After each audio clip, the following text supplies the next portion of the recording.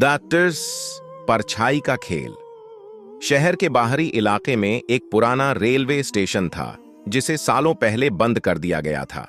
रात को वहां से गुजरने वाले लोग अक्सर कहते कि उन्होंने स्टेशन के पास किसी काली परछाई को देखा है। कुछ ने तो यह भी दावा किया कि उन्होंने किसी को उनका नाम लेकर बुलाते सुना है। रिया एक जिज्ञासु लड़की थी। वह अजीब घटनाओं पर विश्वास नहीं करती थी और इसे महज अफवाह मानती थी। एक दिन उसने तय किया कि वह उस स्टेशन पर जाकर सच्चाई का पता लगाएगी। रात के 11 बजे वह स्टेशन के पास पहुंची। चारों तरफ सन्नाटा था, बस दूर से झींगुरों की आवाजें आ रही थीं।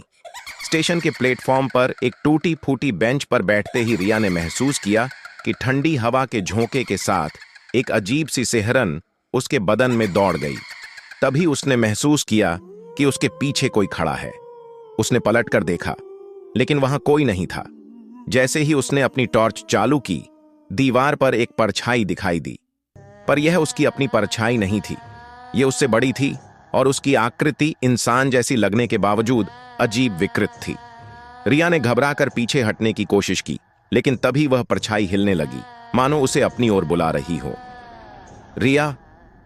एक धीमी फुसफुसाती आवाज उसके कानों में गूंजी।